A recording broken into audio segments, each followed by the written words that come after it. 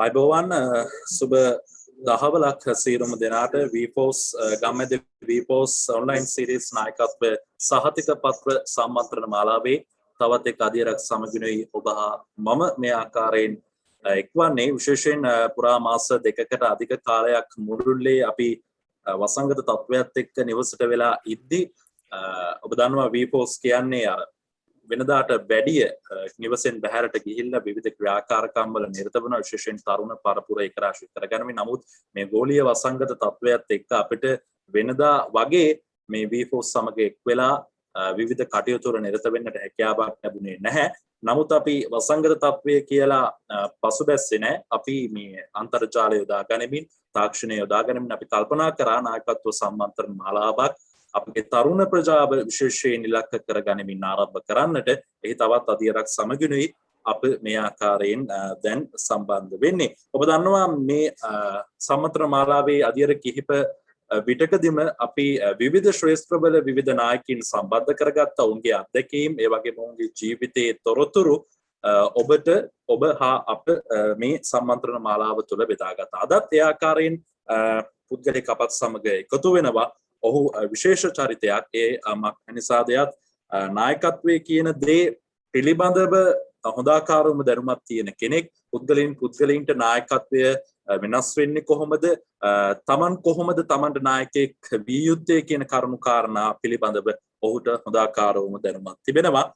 අද අපි ආරාධිතය වන්නේ කළමනාකරන උපදේශකවරයෙක්, ඒ වගේම ලේඛකයෙක්, ඒ වගේම සිංහලෙන් බිස්නස් පොත්මාලාවේ කතෘ ආයතන ගණනාවක විධායක අධ්‍යක්ෂවරයෙකු ලෙස කටයුතු කරන කළමනාකරන උපදේශක දීපාල් සූර්යාරච්චි මහතා.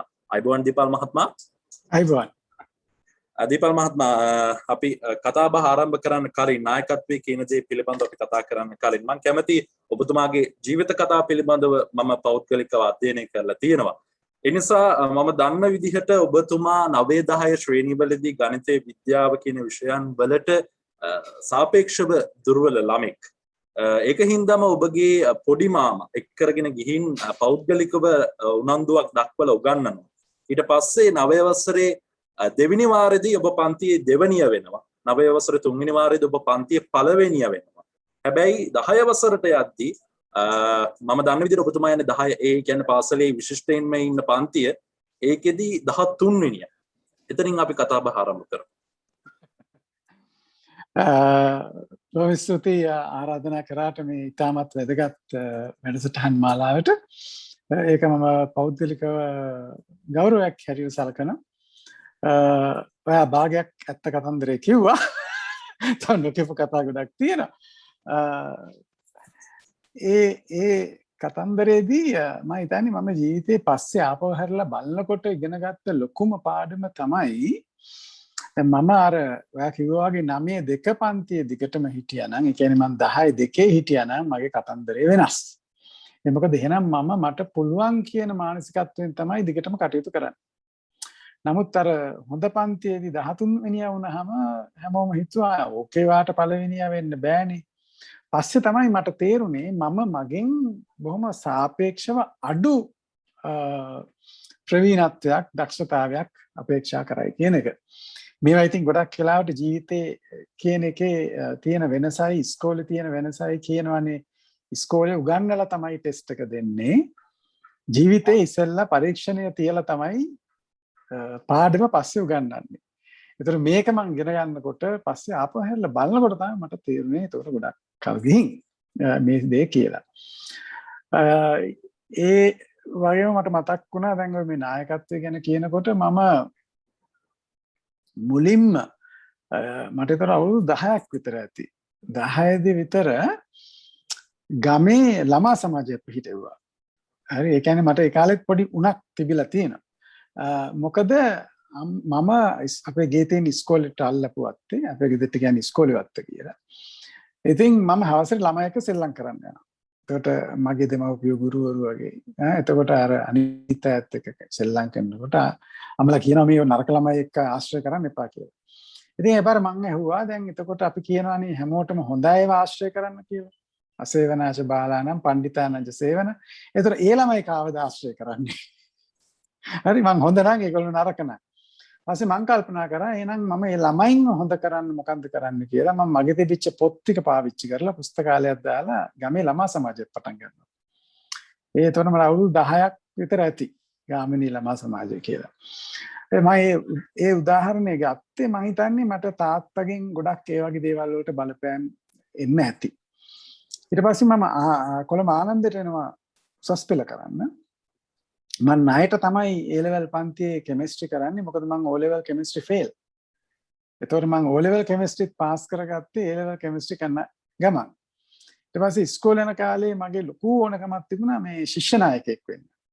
එතකොට ආනන්දේ ඒ දවස්වලත් ශිෂ්‍ය නායකයින්ට හොඳ පිළිගැනීමක් තියෙනවා. ඒතර මම කලින් ශ්‍රීපාලියට ගියේ වරණ. එහෙ ශිෂ්‍ය නායකයෙක් වෙන්න ඉස්සෙල්ලා ඉස්කෝලෙන් අස්සුනානේ. එතකොට එතන හිටියා නම් මම ප්‍රධාන ශිෂ්‍ය නායකයා වෙනවා. දැන් මට මේ ශිෂ්‍ය නායකයෙක් නොවීමේ ප්‍රශ්නේ දැන් ලොකුවට බලපෑවා A level කරILLට වැඩිය. ඒ පාර මම ආනන්දට ඇවිල්ලා සෑහෙන විෂය පරිබාහිර ක්‍රියා කරා. ඔය පොලිස් කැඩටින් කියලා ප්‍රෝග්‍රෑම් එකක් තියෙන ඒකට ගා. මම තමයි මුලින්ම ආනන්දේ ඉතිහාසයේ මේ A level කරන්න ආනන්දට ඇවිල්ලා ප්‍රිෆෙක්ට් කෙනෙක් වෙච්ච කෙනා. ඒ කියන්නේ මම එච්චරටම ඒ කටයුතු කරපු නිසා ඉස්කෝලේට නොදී බැරි වුණා මේ A level ප්‍රිෆෙක්ට්ෂිප් එක. ඊට පස්සේ මම උසස් පෙළ වැඩ හතරම පළවෙනි පාර අසමත් වෙනවා. එතකොට හැබැයි මේ දැන් කාලේ වගේ දවස්වල ලොකු ප්‍රශ්නයක් නැහැ A level ෆේල් වුණායි කියලා. එතකොට රිසල්ට්ස් කියන්නේ කොහොමද කියලා තමයි ප්‍රශ්නේ තිබුණේ. ඉතින් අපි කිව්වා 2යි කියලා. ඒ කියන්නේ දෙකක් ෆේල් අනිත් දෙක අහනවනේ ඔය දෙකත් ෆේල් එහෙම කඩලා කිව්වහම ඒක සැර අඩු වෙනවනේ. ඒ වගේ මම සරලව ගණන් ගත්තේ. ගෙදර ගිහින් කිව්වහම අම්මයි තාත්තයි ඒව තව පාරක් කරන්න ඕනද කියලා. මම කොහොම කියලා. ඉතින් එහෙනම් කරන්න කිව්වා. මම දෙවෙනි පාර පාස් වුණා. ඊට පස්සේ මම තීරණය කරා දැන් අවුරුදු 13ක් 14ක් අම්මලාගෙන් තාත්තලාගෙන් යපුණා මම කොහොම හරි මේ මොකද ගමේ ඉන්න විදිහක් නැහැ. මිනිස්සු රිසල්ට්ස් අහනවා. මහත්තයා කොළඹ ගිහිනුත් මේ විශ්වවිද්‍යාලයට යන්න බැරි වුණා නැරීමේ කියනකොට ඉතින් අර දොරටයක් නිකන් ලැජ්ජයිනේ. මම ඒ පාර කොළඹ ඇවිල්ලා ඒ දවස්වල දැන් වගේ මේ රැකියාවල් හොයන්න හරි අමාරුයි. මම මේ මොකද කරේ මගේ යාළුවෙක්ගේ ගෙදර ඉන්නකොට ඒ අංකල් කිව්වා මේ එයා හැමදාම පත්තරේ කියනවා. ඉංග්‍රීසි පත්තරේම ඒකේ තියෙන ඔක්කොම දැන්වීම් වලට මගේ මේ ඉල්ලුම් පත්‍රයක් අරිනවා. ජීවදත්ත දෙයක්. ඒ දවස්වල දැන් වගේ මේ ෆොටෝකොපි කරන්නත් බෑ මේ ලේසියෙන් ටයිප් කරගන්නත් බෑ අතින් ලියලා මේ for a suitable post කියලා යවනවා. එහෙම ගිහින් මට හම්බ වෙනවා මේ ආයතනයක මේ වෙළඳ ලිපිකරුවෙක් හැටියට මේ බිල් ලියන්න. රුපියල් 385 පඩියට 1980 අවුරුද්දේ. ඒකෙන් පස්සේ මම තමයි මුලින්ම ලංකාවේ කඩෙන් කඩේ ගිහින් පොලිතීන් විකුණපු අලවිකරුවා. ආයතනයට අවශ්‍ය වුණා මේ කරන්න. ඊට පස්සේ මම විවිධ ආයතන වල වැඩ කරා. ඒ පළවෙනි පාර විතරයි මම රස්සාවකට ඉල්ලුම් පත්‍රයක් දාලා ගිහින් තියෙන්නේ. ඊට පස්සේ හැම අවස්ථාවකම කවුරු හරි මාව දැකලා ගත්තා. මම අන්තිමට 50 වයස අවුරුදු 50 දී පූර්ණ කාලීන වැඩ කිරීම නවත්තනකොට මම ලංකාවේ 3 වෙනි විශාලතම රක්ෂණ ආයතනයේ කළමනාකාර අධ්‍යක්ෂකවරයා තමයි හැටියට කටයුතු කරේ. ඊට පස්සේ මේ වෙනකොට මම විශ්වවිද්‍යාලයට යන්න බැරි වුණාට එංගලන්තේ වරලත් අලෙවිකරුවන්ගේ ආයතනයෙන් උපාධි අරගෙන ඊට පස්සේ කොළඹ මේ ජයවර්ධනපුර විශ්වවිද්‍යාලයේ පශ්චාත් උපාධි ආයතනයෙන් ශාස්ත්‍රපති උපාධියක් අරගත්තා. මම ඇමරිකාවේ ස්ටැන්ෆර්ඩ් විශ්වවිද්‍යාලයෙන් ඉගෙන ගත්තා. සිංගප්පූරුවේ ජාතික විශ්වවිද්‍යාලයෙන් ඉගෙන ගත්තා. Asian Institute of Management කියන ආයතනය ඇතුළත විදේශ රටවල් ගණනාවක් ඉගෙන ගත්තා. ලෝකේ මේ වෙනකොට මම රටවල් 12ක 13ක විතර දේශන වැඩමුළු පවත්වලා තියෙනවා 1000කට වැඩි. මහද්වීප පහේම. මේ වෙනකොට පොත් ලියලා තියෙනවා මම හිතන්නේ 15ක් විතර. සිංහලෙන් බිස්නස් පොත මම ලිව්වේ 1900 අවුරුද්දේ. විශේෂයෙන්ම මොකද මම අර 89 කලබලවලදී අපි දැක්ක ගම්වල ළමයි පාරායිනේ ටයර් සෑයවල් වල පිච්චි ඉන්නවා. මම උදේ බයික් එකේ වැටෙනවා. මේක දැඩි කම්පනයක් කරා. ඇයි මේ මට මේ chance එක හම්බුනේ ඒගොල්ලන්ට නැත්තේ කියලා. ඉතින් ඒ පාර මට අවශ්‍ය වුණා මම දන්න මොනවා හරි දෙයක් තියෙනවා නම් මේගොල්ලන්ට කියලා දෙන්න ඕන කියලා සිංහලෙන් ලියන්න පටන් ගත්තා. මම හිතනවා මේ කාලේ කරපු දේ ලොකු වෙනසක් කරා මම සිංහලෙන් අලුතෙන් වචන එක්කහො කරා මම භාෂා විශාරදයක් නෙමෙයි නමුත් මට පුළුවන් හැටියට මම දන්න දේවල් විවිධ විදිහට මිනිස්සුන්ට බෙදලා දෙන්න පටන් ගත්තා. මම හිතන්නේ කෙටියෙන් ඒ ටික ඇති දැනට. ඔව් සිංහලෙන් බිස්නස් පොත්මාලාවේ විලුම් ගණනාවක් තියෙනවා පාරිභෝගික සත්කාරය ඒ වගේම සේවක සම්පත ඔය ආකාරයෙන් මේ සිංහලෙන් බිස්නස් 6 වෙනි වෙලුම මං හිතන්නේ ඔබතුමා රචනා කරන නායකත්වය ගැන. අපේ මාතෘකාව නායකත්වය කොහොමද වත්මන් ප්‍රජාව පවතින තත්ත්වයත් එක්ක කොහොමද නිවැරදි නායකයෙක් වෙන්න කියන දේ මම කැමති කතාව ආරම්භ කරන්න. දැන් මේ නායකත්වය කියන්නේ ඇත්තටම ඔය අපේ තරුණ ප්‍රජාව හිතන් ඉන්න නායකත්වයද? මෙහෙමයි දැන් අපි නායකත්වය කියලා කියනකොට ගොඩක් වෙලාවට අපි සාකච්ඡා කරන්නේ නායකයෝ ගැන. එක එක්කෙනා දිහා බලලා. දැන් අම්මා කිව්වහම අපිට මතක් වෙන්නේ මගේ අම්මාව. නමුත් මාතෘත්වය කියලා කියන්නේ සමස්ත මව්වරු ගැන. එතකොට මේ නායකත්වය කියලා කියන්නේ නායකයින් හැසිරෙන්නේ කොහොමද කියන එක පිළිබඳ කතා වෙන කතා බහ. ලෝකේ මේ වැඩියෙන්ම කතා බහට ලක් වෙච්ච පොත්පත් ලේවිච්ච විෂයක් තමයි නායකත්වය. මොකද නායකත්වය පිළිබඳ උනන්දුව දේශපාලන පැත්තටත් වඩා අද මේ ආයතනික සන්දර්භය තුළ හරියට කතා වෙනවා. ඒ කියන්නේ දැන් ඔබ දන්නවා ඉස්සරම තිබුණ වහල් ලිපි. ඒතර මිනිස්සුන්ගෙන් වැඩ ගත්තේ බලෙන්.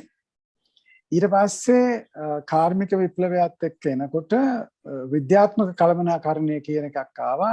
ඒගොල්ලෝ හිතුවා මිනිස්සුන්ට හරියට වැඩ කරන්න කිව්වොත් ඒගොල්ලන්ට වැඩට ගැලපෙන පඩියක් දුන්නොත් මිනිස්සු වැඩ කරයි කියලා. නමුත් කාලයක් යනකොට තේරුණා එහෙම වැඩ ගන්න ගියාමත් මිනිස්සු අර යන්ත්‍රයක කොටසක් වගේ හිතලා කටයුතු කිරීමක් වගේ දෙයක් තමයි තියෙන්නේ. නමුත් කොහොමද අපි මේ මිනිස්සුන්ගේ ස්වකමැත්තෙන් මේ වැඩේ කරන්න කියලා. එතකොට ඒ ගැන හොයනකොට තමයි මේ කළමනාකරණ ක්ෂේත්‍රය තුල මේ නායකයා කියන සංකල්පය නැත්නම් නායකත්වය කියන සංකල්පය ගැන සාකච්ඡාවක් වෙන්නේ. දැන් අපි තරුණ කාලේ අපිට මෙහෙම නායකත්වය පිළිබඳ සාකච්ඡාවක් ඇහිලා නැහැ. නමුත් ඒ කාලේ අපිට මේ අහවලා වගේ වෙන්න කියන වගේ විශාල දැවැන්ත චරිත තිබුණා. ඒ කාලේ ඒකට හේතු දෙකක් මම දකිනවා. එකක් තමයි ඒ කාලේ මෙච්චර මාධ්‍ය නැහැනේ. දැන් මම 1960 ඉපදිච්ච කෙනෙක්. ඒ කියන්නේ ගිය සත වර්ෂයේ මම අවුරුදු 40ක් ඉඳලා තියෙනවා. දැන් මේ සත වර්ෂේ වැඩිම වුණොත් මට ඉන්න පුළුවන් වෙන්නේ අවුරුදු 40යි. අපි අර ස්පෙෂල් එඩිෂන් එකට අයිති කට්ටිය. හරි. නමුත් අපි තරුණ කාලේ වෙනකොට අපිට මාධ්‍ය හරි අඩුයි. හරි. දැන් චිත්‍රපට ගත්තයින් පස්සේ අපි සිනමා ශාලාවකට ගිහින් බැලුවාම අපිට පේන්නේ දැවැන්ත රූප. දැවැන්ත චරිත. එතකොට ඒ කාලේ ගාමිණී ෆොන්සේකලා ජෝ අබේ වික්‍රමල හැම මහ විශාලෙටනේ පේන්නේ තිරේ. එතකොට රූපවාහිනියට ආවෙන් පස්සේ මේක හරි පුංචි වෙනවා. දැන් රූපවාහිනී තිරේ පේනකොට අපිට පේන්නේ මිනිහා පුංචියට. ඊළඟට අපිට ගොඩාක් කෑව දකින්න හම්බ වෙනවා. එතකොට ටික දවසින් මතකයෙන් ගිලිහිලා යනවා. හරි. එතකොට ඉස්සර එහෙම නෙමෙයි. දැන් ඉස්සර සින්දුුණත් එහෙමයි. සින්දුවක් අලුතෙන් එන්නේ කලාතුරකින්. ඒ ආපු සින්දුව අමතක වෙන්න විදිහක් නැහැ. මොකද වෙන මොනවත් නැහැ. එතකොට අද මේකට වැඩිය වෙනස් දේවල් තියෙනවා. අද හැම ක්ෂේත්‍රයකින්ම මිනිස්සු මතුවෙනවා. සමහරු ටික දවසක් ඉඳලා යනවා. සමහරු නැති වෙනවා. එතකොට මේක සංකීර්ණයි එදාට වැඩිය. නමුත් අපි කල්පනා කරලා බැලුවොත් නායකයෙක් වෙන්න අත්‍යවශ්‍යම සාධක දෙකක් තියෙනවා. එකක් තමයි මට තනියෙන් සාක්ෂාත් කරගන්න බැරි අභියෝගයක්, අභිප්‍රායක්, හරි අරමුණක් හරි තියෙන්න ඕනේ. දෙක, ඒ සඳහා පිරිසක් ඉන්න ඕනේ ඒකට එක්කහුව වෙන. ඔය දෙක නැති තැන නායකයෙක් අවශ්‍යත් නැහැ, නායකයෙක් ඉන්නත් බෑ. හරි? එතකොට නායකයාගේ දක්ෂතාවය වෙන්නට ඕනේ අන කරන්නේ නැතුව ස්වකමැත්තෙන් මේ වැඩේ කරන්න මිනිස්සු අනිත් අයව කොහොමද පොළඹවා ගන්නේ කියන එක. ඒක තමයි නියම නායකත්වය. ඔකට ඉතාම ලස්සන නිර්වචනයක් දීලා තියෙනවා ලාଓ ත්සේ කියන චීන දාර්ශනිකයා. විශිෂ්ට නායකයෙක් ගැන තියෙන ප්‍රධානම නිර්ණායකය තමයි ඒ ඉන්න ඇයට දැනෙන්නේ නෑ වගේ එහෙම නායකයෙක් ඉන්නවද කියලා. හරි? ඒ කියන්නේ යා ඉන්නවද නැද්ද කියලා අපිට දැනෙන්න ඕනේ නෑ. දෙවැනි දේ තමයි ඒ වගේ දක්ෂ නායකයෙක් කණ්ඩායමක් මෙහෙवला යම්කිසි දෙයක් සාක්ෂාත් කරාම ඒගොල්ලෝ කියනවා, ඒ කියන්නේ කණ්ඩායම කියනවා මේක අපේ වැඩක්. අපි තමයි මේක කරේ කියලා. දැන් ඔබට හිතා ගන්න පුළුවන් සුවිශේෂ නායකයෙක් වෙන්න කොච්චර අමාරුද කියලා. දැන් අද අපි දකින්නවා නායකයෝ කියන අය එයා තමයි ඉස්සරහින් ඉන්නේ. හරි? නායකයා ඉන්න ඕනේ ඒකට නෙමෙයි. නායකයා මඟ පෙන්වන්න ඕනේ, ධෛර්යය දෙන්න ඕනේ. හැබැයි වගකීම බාර ගන්නට ඕනේ. දැන් මේකට ලස්සන කතාවක් තියෙනවා YouTube බලන්නට බලන්න පුළුවන්. අබ්දුල් කලාම් ඉන්දියන් ජනාධිපතිවරයා එයා කියනවා එයාගේ ජීවිතේම වෙනස් කරපු නායකත්ව සිද්ධියක්. එයා ඉන්දියානු මේ රොකට් ව්‍යාපෘතියේ ප්‍රධානියා හැටියට ඉන්නකොට ඒකේ ටෙක්නිකල් ටීම් එකේ ප්‍රධානියා හැටියට ඉන්නකොට පළවෙනි වතාවට මේගොල්ලෝ රොකට් එක යවුවාම ඒ වෙලාවේ පොඩි තාක්ෂණික දෝෂයක් වෙනවා. නමුත් මෙයා තීරණය ගන්නවා ඒ තාක්ෂණික දෝෂය තියෙද්දිම රොකට් එක ගුවන්ගත කරන්න. එයා කියනවා මේ රොකට් එක කක්ෂගත වීම පැත්තක තියලා බෙන්ගාල බොක්කට පතිත වුණා කියලා. ඒ වෙලාවේ ප්‍රවෘත්ති සාකච්ඡාවක් තියලා තියන්න කියලා එයාගේ ආයතනයේ ප්‍රධානියා මට කියනවා. එයා කියනවා ප්‍රවෘත්ති සාකච්ඡාව ලෑස්ති කරන්න හැබැයි මමයි මෙතන සීට් එකේ ඉන්නේ කියලා. ඊට පස්සේ එයා කියනවා මේක වැරදුනා නමුත් අපි උත්සාහ කරනවා ලබන අවුරුද්දේ අපි ආපහු සැරයක් යවනවා. ලබන අවුරුද්දේ ඊළඟ අවුරුද්දේ රොකට් එක හරියට ගියාම එයා කියනවා ප්‍රෙස් කොන්ෆරන්ස් එකක් ලෑස්ති කරන්න. ලෑස්ති කළා අබ්දුල් කලාම්ට කියනවා අද ඔයා ගිහින් මාධ්‍ය හමු වෙන්න. රොකට් එක ගිනිගත්ත වෙලාවේ පොළොවට වැටිච්ච වෙලාවේ මාධ්‍ය හමුවට ගියේ අර ප්‍රධානියා. නමුත් සාර්ථක වුණාම ගියේ මෙයා. ඒතර නියම නායකයාගේ තියෙන ප්‍රධාන ලක්ෂණය තමයි වගකීම බාර ගන්න. සාර්ථකත්වයේ ගෞරවය කණ්ඩායමට බාර දෙනවා. එතකොට මේ නායකයින්ට බලය ලැබෙන බල උල්පත් අපි තුනක් ගැන කතා කරනවා. එකක් තමයි තනතුරු බලය. ඒ කියන්නේ අපිට නීතියෙන් අර හිමින් දෙනවා. දැන් රාලහාමි කෙනෙකුට බලය තියෙනවා රාජකාරියේ ඉන්නකොට. කෝට් එක ගලවලා ගෙදර ගියාම ඒ බලය නැහැ.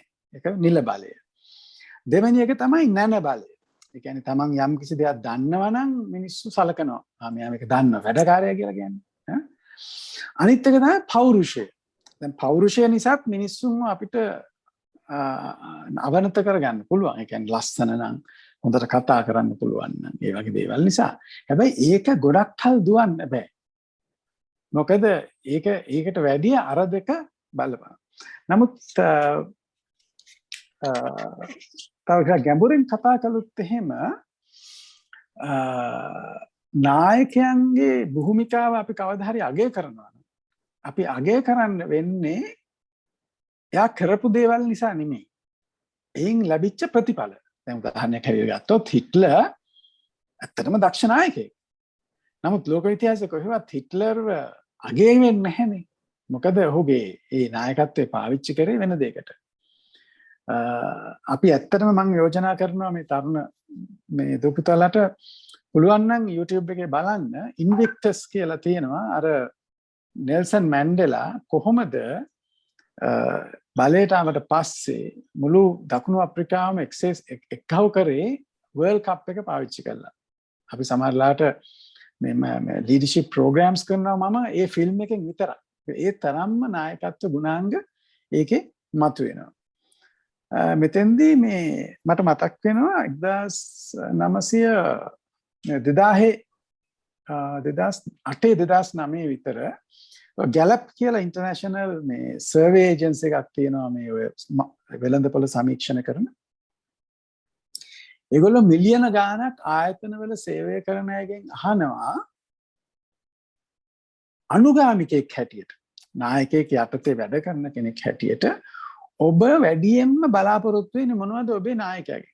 මේක හරි වැදගත් කතන්දරයක්. පළවෙනි තැනට මේ කට්ටිය කියන්නේ respect me. මට මාව අගය කරන්න, මට ගරු කරන්න. කවුද මේ කියන්නේ? නායකයෝ නෙමෙයි. අනිත් අය. දෙක praise me. මාව අගය කරන්න. තුන help me grow. ඒ කියන්නේ මට වැඩෙන්න අත දෙන්න. ඊළඟ එක තමයි give me clarity. මට පැහැදිලිව කියන්න මොකද්ද මගෙන් කෙරෙන්න ඕන කියලා. ඊළඟට clear the way. මට මොකක් හරි අමාරුවක් ගැටලුවක් ආවොත් මග හෙලි කරලා දෙන්න. ඒතර මේක නායකයෙක් වෙන්න ඉන්න කෙනෙකුට ඉතාම හොඳ පියවරයන් කීපයක්. පළවෙනි එක තමයි තමන්ගේ කණ්ඩායමේ ඉන්න සමාජිකයන්ට ගරු කරන්න. ඒතර ගරු කරනවා කියලා කියන්නේ අහුම්කම් දෙන එකනේ. දැන් මගේ කණ්ඩායමේ කෙනෙක් මට අදහසක් කිව්වොත් ඒක මම අහුම්කම් දෙනවා නම් ඒකට එකඟ වෙන්නේ ඒක නොවන එක වෙනම දෙයක්. ඊළඟට අගය කරනවා නම් දැන් මේකත් හරි වැදගත්. ඔයා මේක කරා කියලා අගය කරන එක. ඊළඟට මේ තමන්ට වඩා ඉස්සරහට යන්න උදව් කරන එක. වැඩෙන්න අත දෙන එක. ඒ කියන්නේ වගකීම් බාර දෙන එක. මම ගොඩක් වෙලාවට කියනවා මේ පොඩි අය කොස්සට වැඩිය මිටෙන් උසෙන් අඩු වෙලාවට තමයි ගේ අතු ගන්න ආස. කොස්සට වැඩිය උස වුණාම ඒගොල්ලන්ට ඉතින් පගාවක් ගහන්න ඕනේ ගේ අතු ගාව ගන්න. ඒකනේ ඇත්ත. ඒතර අපි හැමෝටම එහෙමයි. අපිට දරා ගන්න බැරි ලොකු වගකීමක් දුන්නාම තමයි අපිට තෘප්තියක් එන්නේ. ඊළඟට මේ ගොඩක් වෙලාවට නායකයෝ අසාර්ථක වෙන දෙයක් තමයි එයාගේ දැක්ම එයා කරන්න ඕන එක මොකද්ද කියලා පැහැදිලිව කියන්න බැරි එක. ඊළඟට තව වෙලාවකට නායකයෙකුට පුළුවන් වෙන්න ඕනේ තමන්ගේ කණ්ඩායමේ කෙනෙක් යම්කිසි ගැටලුවකට මුහුණ පෑවහම. ආයතනයක වෙන්න පුළුවන්, වෙන දෙයක වෙන්න පුළුවන්.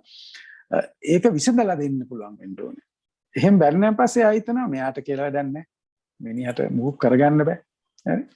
ඕක ඔය කාරණා පහ ගත්තාම අපිට පේනව නේද නායකයෙක් තුළ තියෙන්න ඕන ලක්ෂණ කීපයක් අපි තව කතා කරන්න පුළුවන්. ප්‍රශ්නයක් මොකක් හරි අහන්න තියෙනවද?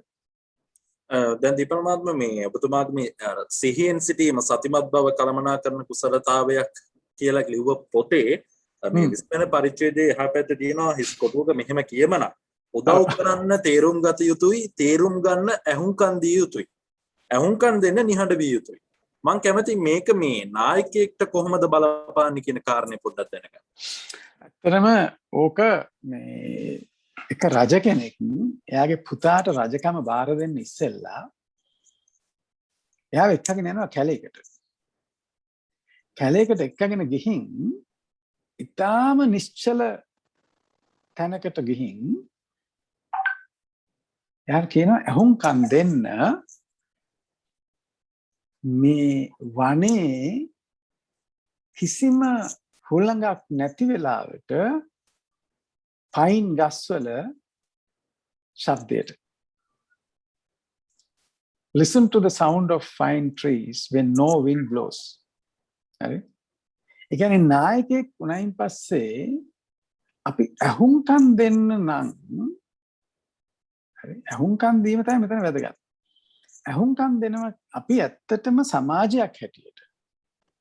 අපි හරි අඩුයි අහුම්කම් දෙනවා. හැමෝම කතා කරනවා. අහුම්කම් දෙන අය අඩුයි.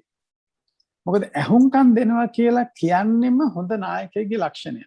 දැන් අර පළවෙනිම කියනවානේ respect me කියලා. ඒක අපි දැන් වැඩමුළුවල් වලදී අහුවාම කියන්නේ කොහොමද ඒක Tamanට තේරෙන්නේ? මගේ නායකයා මම කියන දේ අහුම්කම් දෙනවා.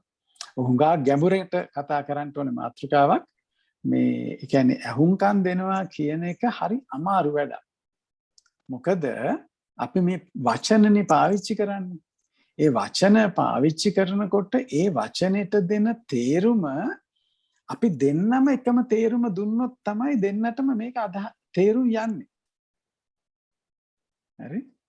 ඊළඟට ගොඩක් වෙලාවට අපි කතා කරනකොට මම දැන් කල්පනා කරනවා මෙයා කියන එකට මොකද්ද මම ඊළඟට අහන්න ඕනේ ප්‍රශ්නේ.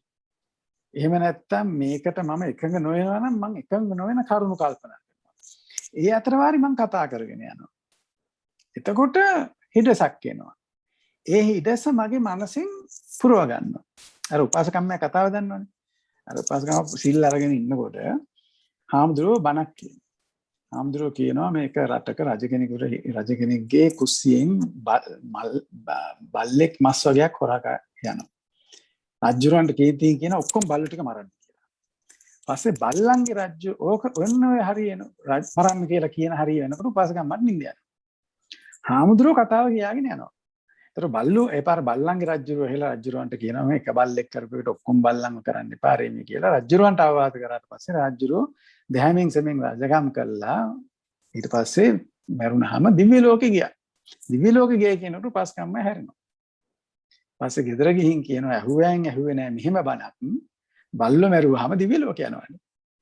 ඔන්න ඔයගේ තමයි ගොඩක් වෙලාවට අපි අහන්නේ. අපිට ඇහෙන්නේ නැත්තේ අතරමැද තියෙන දේවල්.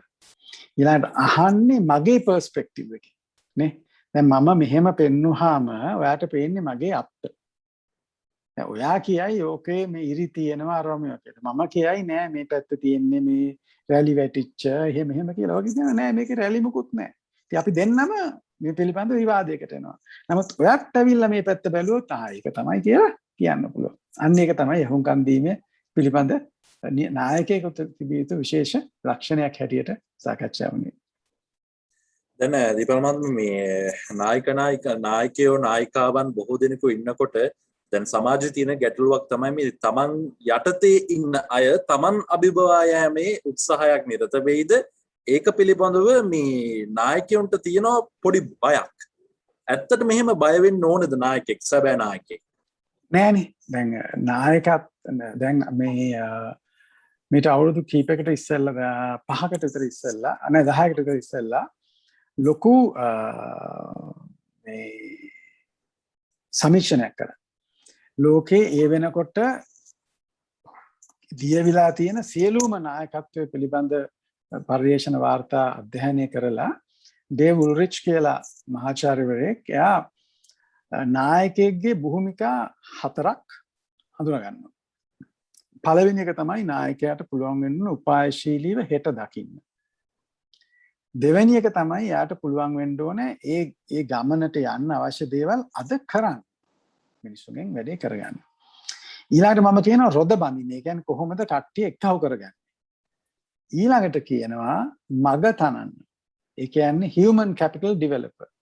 තමන් ගාව ඉන්න කට්ටිය මේක මම නැති වුණාට පස්සේ ගෙනියන්න හදන්න කියන එක.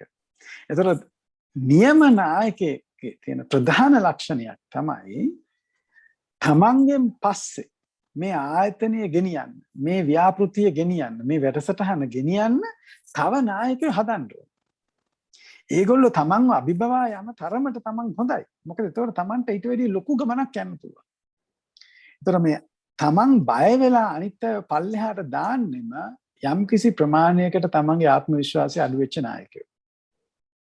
දෙවෙනි කාරණේ තමයි ආයතනයක් විසින් ජනතාවක් විසින් නායකයෙකුට බලය දෙන්නේ යම්කිසි ප්‍රතිඵලයක් බලාපොරොත්තු වෙන. හැබැයි ඔය බලය ලැබුණාම නායකයන්ට අමතක වෙනවා ආපු වැඩි.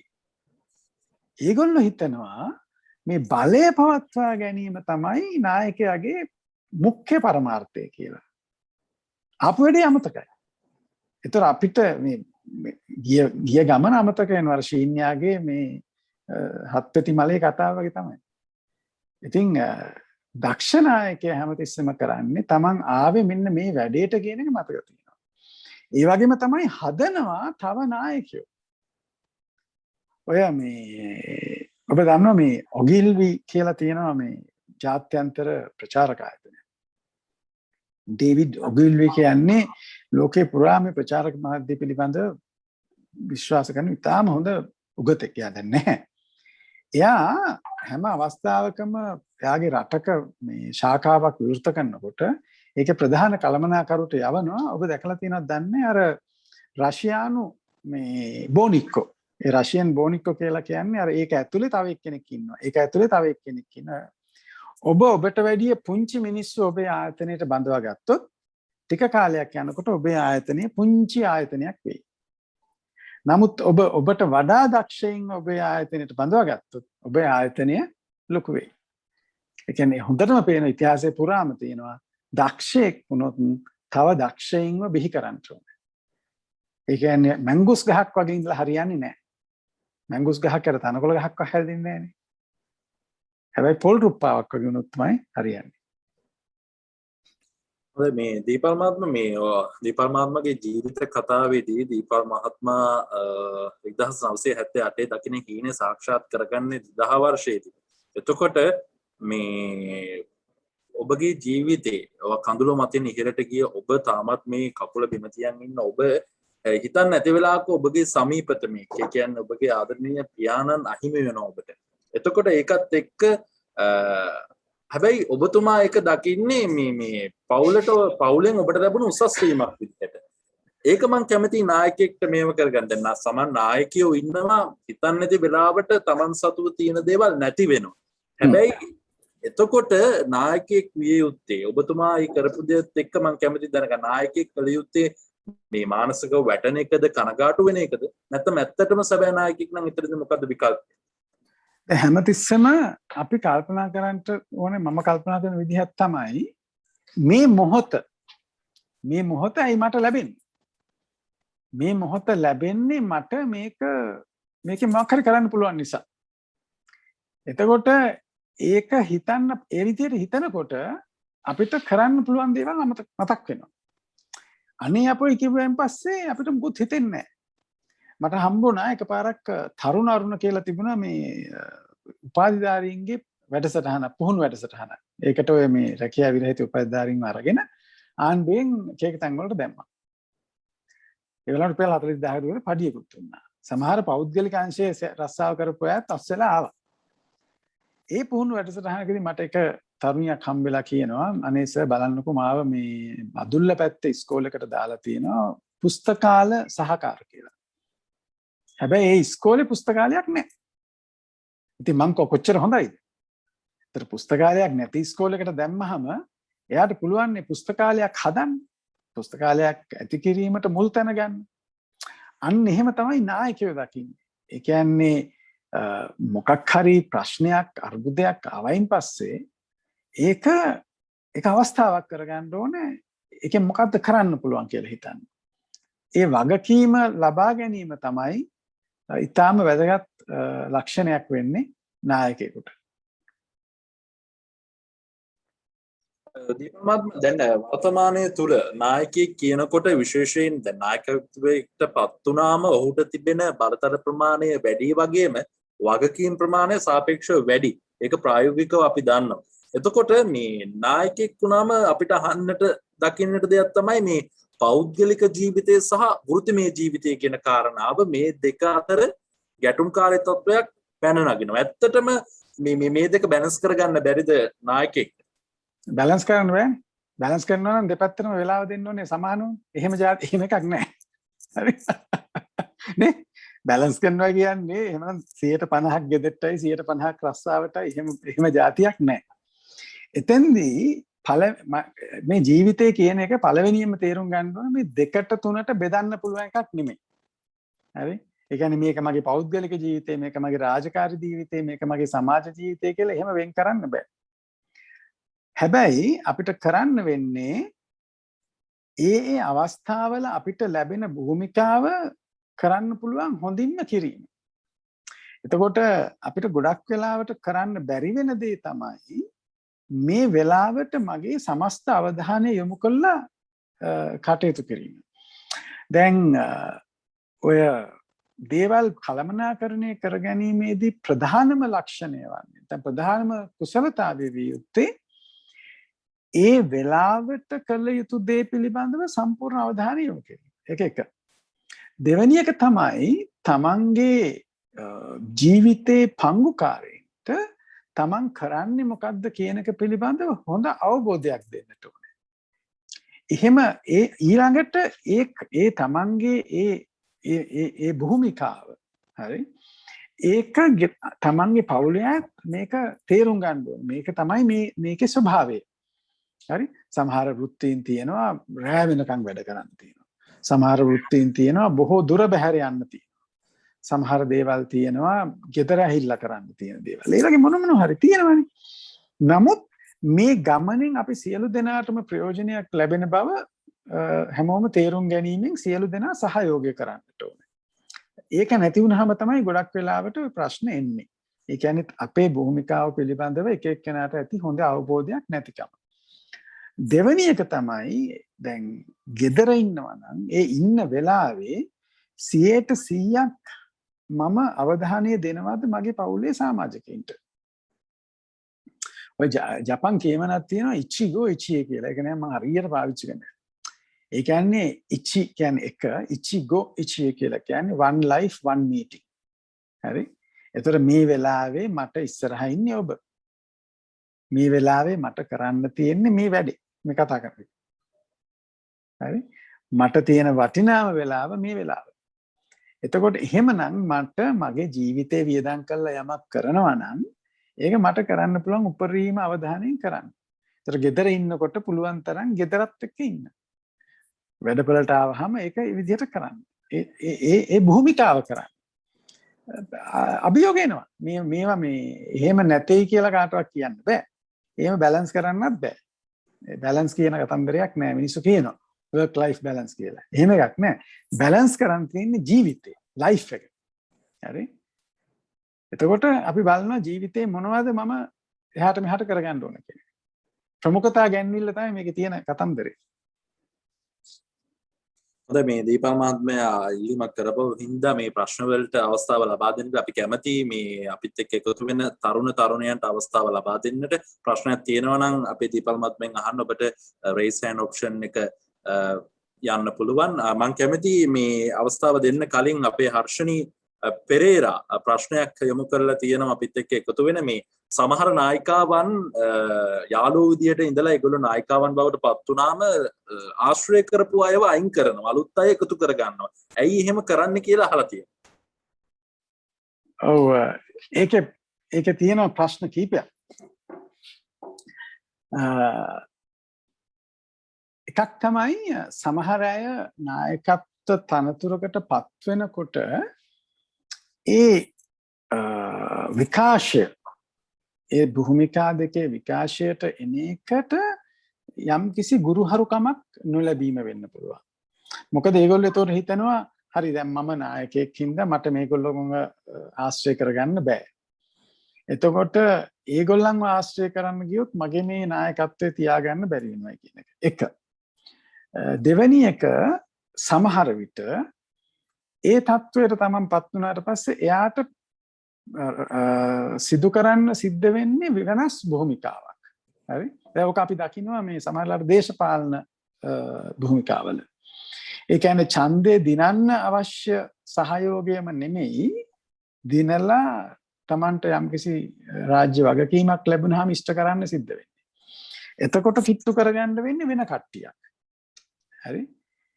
එතකොට අපි මෙතෙන්දී අඳුරගන්න ඕන අනිත් කාරණේ තමයි මේ friendship and relationship කියන දෙක. හරි? මිත්‍රකම සහ ඥාතිත්වය. ඒ කියන්නේ යාළුවෙක් නම් ඒ යාළුකම කියන එකේ කිසිම අපේක්ෂාවක් නැහැ. දෙවෙනි ලක්ෂණය තමයි හොඳ යාළුකමක් තියෙනවා නම් ඒ අපි කියමුකෝ වැඩ කරන තැනක කියලා. ඒ වැඩ ගැන හැර වෙන කතා කරන්න දේවල් තියෙන්න ඕන යාළුවෙක් වුණාම. එහෙම නැත්නම් ඒක වෘත්තීය සම්බන්ධකමක් විතරයි.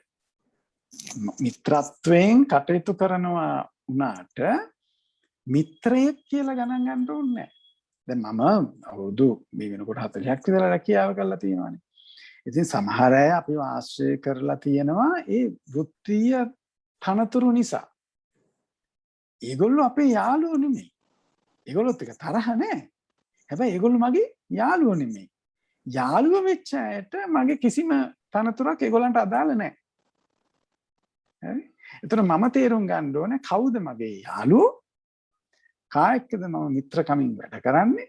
කවුද මගේ ඥාතිත්වය කියලා. එතන ආයතනිකව අපිට තියෙන්නේ ඇත්තටම ඥාතිත්වයක් කියන එක වගේ රිලේෂන්ෂිප් නේ. දැන් නෑයුනේ කියන්නේ. දැන් බලන්නකො මෙච්චර මේ අපි දැන් ආවා දැන් මෙයා අවුරුද්දට ගියා තාම අපේ ගෙදර ආවේ නෑ. යාළුවෝ එහෙම නෑනේ. නියම යාළුවෝ. හරි හරි බලට අපිව මතක් වෙන්නේ මොකක් හරි වුණාම විතරයිනේ. මේ ප්‍රශ්නයක් නෑ. ඒ වුණාට එහෙම තරහ වෙන්නේ නෑ. හරි? යාළුවාගේ මගුල් ගෙදර ඩෙනීමක් ඇඳලා ටී-ෂර්ට් එකක් ඇඳලා ගියත් මොනවද මම අතවත් හරියට අඳන් වරෙන් කියලා කියනවා මිසක් තරහ වෙන්නේ නෑ. හැබැයි නෑ එක්කව බලන්නකො මුන් අපිට ලැජ්ජ කරන්නනේ එහෙම ආවේ කියලා හිතනවා. ඒ මොකද ඒක බලාපොරොත්තු තියෙනවා. වෘත්තීය මට්ටමේදී නායකයා සහ අනුගාමිකයා අතර තියෙන බලාපොරොත්තුව. ඒ බලාපොරොත්තු ඉෂ්ට වුණාම ඒක කැඩෙනවා. නමුත් යාළුවෙක්ගේ එහෙම මොකුත් නැහැ. හරි හරි. ඌ දැන් ලොක්කමි අපි යාට පස්සේ හවසට කතා කරමු ගෙදර ගිහින් කියලා. නමුත් අර ඒක තියෙනවා. ඉතින් ඕක තේරුම් ගන්න බැරි වුණාම ප්‍රශ්න එනවා. ඉතින් තේරුම් ගැනීම තමයි අවශ්‍ය. නිලන්ත ලියනගේ සූදානමින් ඉන්න ඔබතුමාගේ ප්‍රශ්නයක් අහන්න කැමති අවස්ථාව ලබා දෙන්න නිලන්තට කැමරාව ඔන් කරලා නිලන්තට තියෙන ප්‍රශ්න යොමු කරන්න පුළුවන් දීපා මහත්මයා. හෙලෝ. ඔව් නිලන්ත අපිට ඇහෙනවා. ඇහෙනවා නිලන්ත. මම අහන්න කැමති ඉස්සෙල්ලා දැන් නායකයා දූෂිතයෙක් නම් ඒතකොට දැන් එයාට පල්ලෙහාන් ඉන්න නායකයෝ තමන්ගේ අනුගාමිකයන්ට හරි දේ කරන්න ලෑස්ති වුණත් මේ ඉහළින් එන නායකත්වයට අනුව නේද හැසිරෙන්න වෙන්නේ. දැන් නායකයෙක් හැටියට පිරිසිදු චරිතයක් තිබීම අත්‍යවශ්‍යයි. හැබැයි අපිරිසුදු තැන්වලත් නායකයෝ ඉන්නවා. දැන් හොරකම් කරන්න මේ සූදානම් වෙච්ච හොර කණ්ඩායමකදී හොර නායකයෙක් ඉන්න පුළුවන්. ඒතර ඒගොල්ලෝ හොර නායකයෝ. හරි? ඒ වගේම සමාජ විරෝධී වැඩක් කරන්න නායකත්වය ගන්න අයත් ඉන්න පුළුවන්. මම මුලින්ම කිව්වේ ඒකනේ. නායකයාගේ භූමිකාව තීරණය කරන්නේ ඒ නායකත්වයේ විසින් කුමක්ද කරේ කියලා. එතකොට තමන්ගේ නායකයෝ අවංක නැත්තම් එතකොට තමන් තීරණයක් ගන්න ඕනේ මම මගේ ජීවිතේ මේකට මෙතන ආයෝජනය කරනවද නැද්ද කියන එක. ඒවා පෞද්ගලික තීරණ. අපි කාටවත් ඒවා මෙහි ඉඳලා කියන්න බෑ. තමන් තීරණය කරන්න ඕනේ මේ ස්ථානයේ මම ඉන්නවද නැද්ද? මේ නායකයා ගාව මං ඉන්නවද නැද්ද කියලා. සමහර අයට මේ තීරණ ගන්න හරි අමාරුයි. මොකද ඒ තියෙන සමහර වෙලාවට ඒ රස්සාවත් කරලා යන්න විදියක් නැති වෙයි. තමන් තීරණය කරන්න ඕනේ මං කොතනින්ද ඒක කරන්න කියලා. මට මතකයි මාව එක්තරා අවස්ථාවක මේ රැකියාවකට ගිය වෙලාවේ ඒගොල්ලෝ මගෙන් අහනවා ඔබ විශ්වාස නොකරන දෙයක් අලෙවි කරන්න ඔබට කිව්වොත් ඔබ මොකද කරන්නේ කියලා. ඉතින් මම ඒ වෙලාවේ දීපු උත්තරේ තමයි මම දන්නවා ජීවිතේ කොහොමටත් මේ අසතුට කියන එක තියෙනවා. මම ඒ වෙලාවේදී තීරණය කරන්නම් අකමැති දෙයක් විකිණීමේ අසතුටුකමද නැත්නම් රැකියාවක් නැතුව සිටීමේ අසතුටුකමද දෙකෙන් කොයි එකද තෝරගන්නේ කියලා. ඒක පෞද්ගලික දෙයක්. මම හිතන්නේ එතුමා උත්තරේ දැනගෙනම තමයි ප්‍රශ්නේ අහුවේ. හොඳයි මලින්දු කාවින්දත් ප්‍රශ්නයක් යොමු කිරීමට සූදානම් ඉන්න. මලින්දු අවස්ථාව තියෙනවා ප්‍රශ්න යොමු කරන්න වාගේ. සුබ සන්ධ්‍යාවක් සර් මේ දැන් අපි තීරණ ගන්න සමහර වෙලාවට අපේ කාල ටයිම් එක අපි කියන දුරදිග බලලා ගන්න වෙනවා අපිට ක්ෂණිකව ගන්න වෙනවා මේ හැම ඩිසිෂන් එකක් ගත්තාම අපිට සමාජයෙන් සමහර විට බලපෑම් වෙන්න පුළුවන් අපිට මේ ඇයි මේ තීරණය ගත්තේ ඇයි ඒවා මෙහෙම කරේ කියලා අපිට එතකොට අපි අර ලීඩර්ෂිප් එක පොඩ්ඩක් ඩවුන් වෙනවා අයන්ස වැදගත්ම ප්‍රශ්නයක්. නායකයෙක් කරන්නට ඕන ප්‍රධානම දෙයක් තමයි තීරණ ගැනීම. මේ ඔබ අතේ තියෙනවා නම් අර සතිමත් බව පොතේ මම ලියලා තියෙනවා මේ තීරණයක් ගැනීම පෙර සහ පසු වෙන් කරන දෙමන් සන්ධියක් කියලා. දැන් තීරණය ගන්නකම් තියෙන තත්ත්වය නෙමෙයි තීරණය ගත්තහම. තීරණය ගත්ත ගමන් ඒක මුළු සන්දර්භයම වෙනස් වෙනවා. එතකොට නායකයෙක් හැටියට සමහර වෙලාවට ගන්න තීරණ නිසා ඇති වෙන ප්‍රතිඵල සුබදායක වෙන්න පුළුවන් සමහර තීරණ අසුබදායක වෙන්න පුළුවන්. එතකොට මේ තීරණේ වැරදි කියලා යම් කිසි අවස්ථාවක Tamanට තේරුණොත් තීරණය වෙනස් කරන්න. මොකද තීරණ කියන ඒවා ගත්ත කෙනාටම තමයි වෙනස් කරන්න ලේසි. අනිත් එක්කෙනෙක් කියනකන් ඉන්න ඕනේ නැහැ. මට තේරුණොත් මේක වැරදි කියලා මම තීරණේ වෙනස් කරනවා. හරි? දැන් මට මතකයි මම එක්තරා අවස්ථාවක මම එතකොට ආයතනයේ මානව සම්පත් අංශයත් මට බාර දීපු වෙලාවේ මගේ මේ ආයතනයේ වැඩ කරන කට්ටියක් ඇවිල්ලා කිව්වා මේ දීපාල් අනේ අපිට සතියකට දවසක්වත් මේ ටී-ෂර්ට් ඇඳලා ඩ්‍රෙස් ඩවුන් ඩේ එකක් එන්න කියලා. මම කොහොනේ නෑ විශ්ව අපි මේ මූල්‍ය අංශයේ රස්සාවල් කරන්නේ ඒ හින්දා අපි ඔක්කොම සාරිය ඇඳලා එන්න ඕනේ කියලා කිව්වා. ඊට පස්සේ මම කළමනාකාර අධ්‍යක්ෂ වෙනවා. කළමනාකාරක අධ්‍යක්ෂ වුණා මම නෙමෙයි මානව සම්පත් අංශයේ ප්‍රධානී. මානව සම්පත් අංශයේ ප්‍රධාන හිටිය කාන්තාවක් එතුමිය මං ගාවට ඇවිල්ලා කිව්වා බොස් අපි දැන් තීරණය කළා තියෙනවා හැම මාසෙම අන්තිම සිකුරාදා මේ ටී-ෂර්ට් ඇඳලා එන්න. ඔබට කැමති ටී-ෂර්ට් මේ තුනෙන් එකක් තෝරගන්න.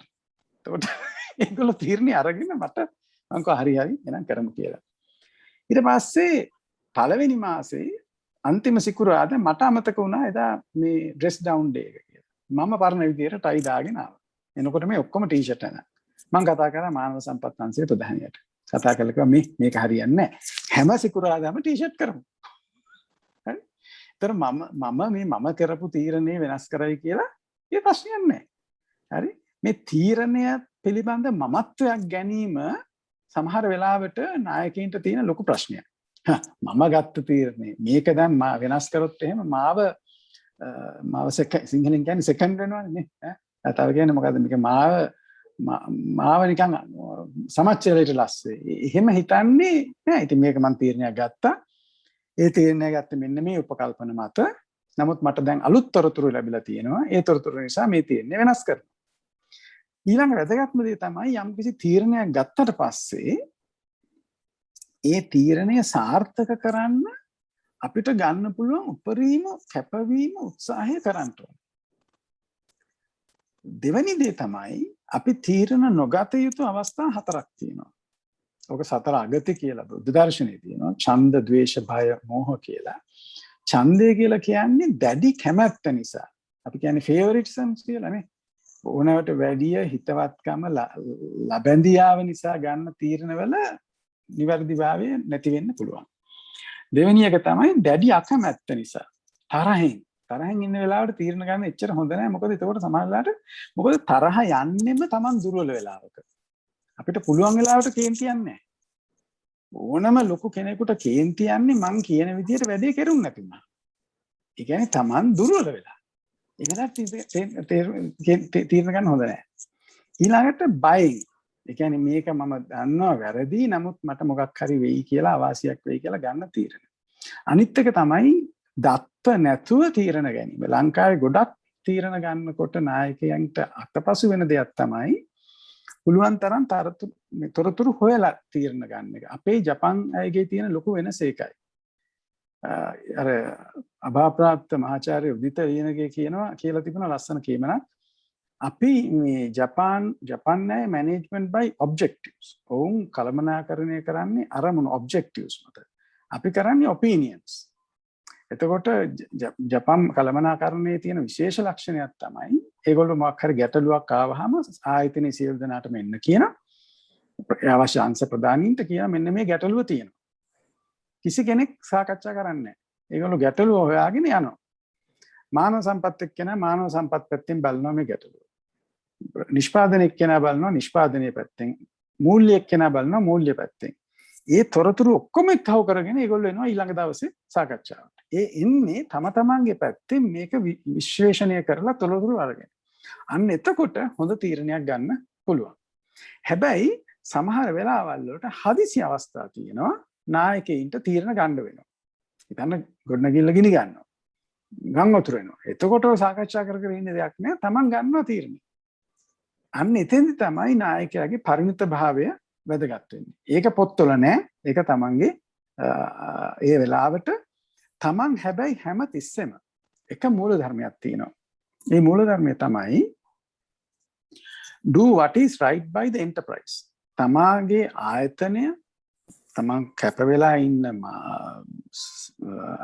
සංකල්පය ඒකට හරි තීරණය ගන්න. මට හරියක නෙමෙයි, මගේ තියෙන පුද්ගලික උමනාවට හරියන එක නෙමෙයි, මේ ආයතනය වෙනුවෙන් ගත යුතු තීරණය කුමක්ද? අන්නේ තීරණය ගන්න. මම හිතනවා ඔබට පිළිතුරක් ලැබුණා කියලා. හොඳයි, දීර්ඝ වෙලාවක ඉඳන් ශහි සූදානම්ව ඉන්න ප්‍රශ්නයක් යොමු කරන. ශහි අවස්ථාව තියෙනවා ආගේ ප්‍රශ්නේ යොමු කරන්න. ශහි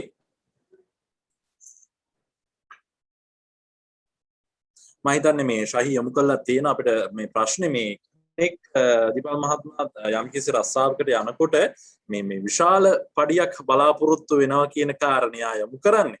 එතකොට මේ ඇයි මේ ඔබතුමාගේ අදහස මොන වගේද කියලා ඒ පිළිබඳව අහනවා. මොකද්ද හොඳ පඩියක්?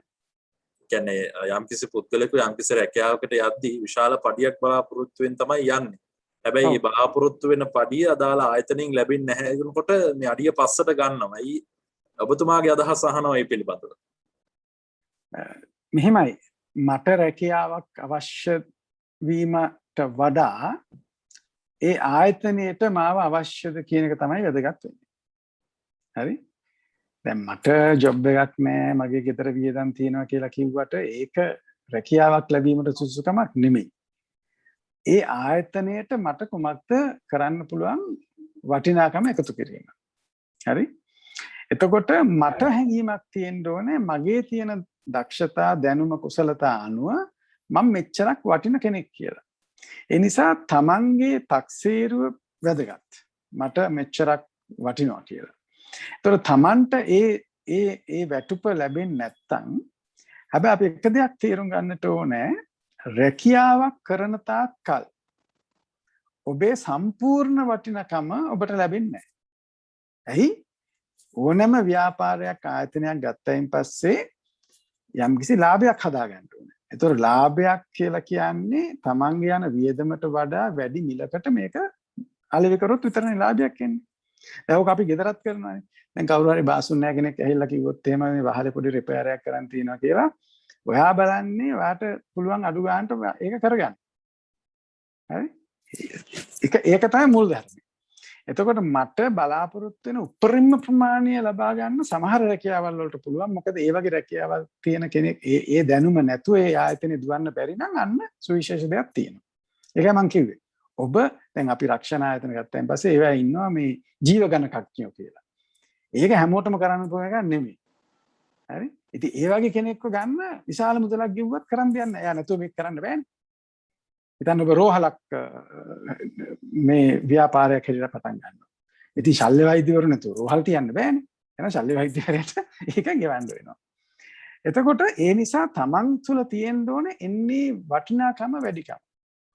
ඒතකොට තමන්ට අවශ්‍ය උපරිම ප්‍රමාණය තමන්ගේ මේ දැනුමෙන් කුසලතාවයෙන් ලබා ගන්න නම් කියමනක් තියෙනවා you should be able to write your own paycheck.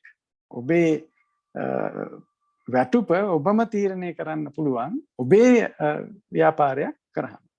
ඒතකොට තමන් තීරණය කරනවා මේ ගාන නම් මට හම්බ වෙන්නේ එක්ක මං ආයතනෙ මාරු කරන්න ඕනේ.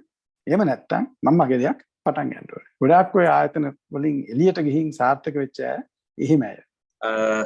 ඒකත් සම්මන්ත්‍රණමාලා 45කට අධික ප්‍රමාණයක් අපි කරලා තියෙනවා. ඒ බොහොමයක් එක්ක සම්බන්ධ වෙච්ච තරුණ තරුණියන් තමයි අපිත් එක්ක ඉන්නේ. ඒකින්ද මේ අපි ඕගොල්ලන්ට Google ෆෝම් එකක් දැන් යොමු කරනවා.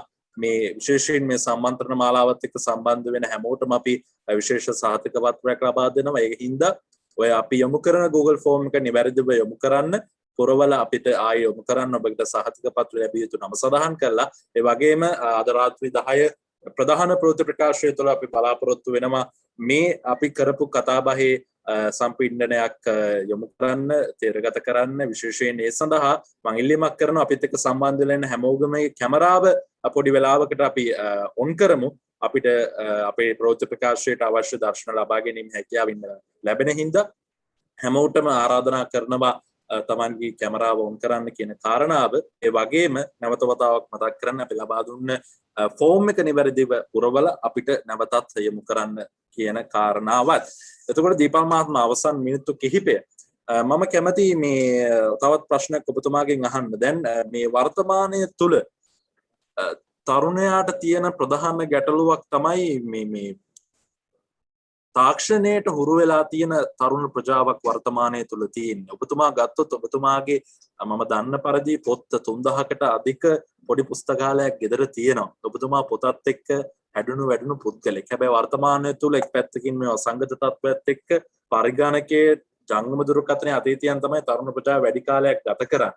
එතකොට මේ අභියෝගය කොහොමද මේ වර්තමානයේ තුල නායකයෙක් නම් Taman නායකයෙක් කියලා හිතන් ඉන්නවා නම් කොහොමද මේ අභියෝගයට මුහුණ දෙන්න ඕන? මෙහෙමයි එක එක යුගවල එක එක තාක්ෂණ එනවා. දැන් අපි පොඩි කාලේ අපිට තිබිච්ච තාක්ෂණයක් තමයි කොහොමද ලාම්පුව පත්තු කරන්නේ කියන්නේ. ඊට පස්සේ ටිකක් අධි තාක්ෂණයක් තමයි පෙට්‍රොමැක්ස් ලාම්පුව පත්තු කරන්නේ. හරි?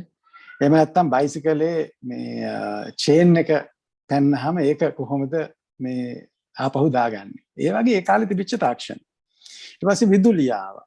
කොහොමද විදුලිය කරන්ට් වැදෙන්නේ නැතුව වැඩ කරගන්නේ. ඊට පස්සේ රූපවාහිනිය ආවා. දැන් මේ අද ඇවිල්ලා තියෙන තොරතුරු තාක්ෂණයත් එක්ක අපිට ගොඩාක් දේවල් ඇවිල්ලා තියෙනවා. ඒතර මම ඉගෙන ගන්නට ඕනේ කොහොමද මේක මෙවලමක් හැටියට පාවිච්චි කරන්න කියලා. මේකෙන් අසීමිත දේවල් කරන්න පුළුවන්. පොත් කියන එක මං හිතන්නේ තව කාලයක් තියෙයි. මොකද මමත් මේ Kindle එකේ පොත් කියවනවා. ඔඩියෝ බුක්ස් අහනවා. ගොඩක් දේවල් මේ ඉන්ටර්නෙට් එකකින් කෝසස් ෆලෝ කරනවා. හරි යාවත් කාලීන වෙනවා.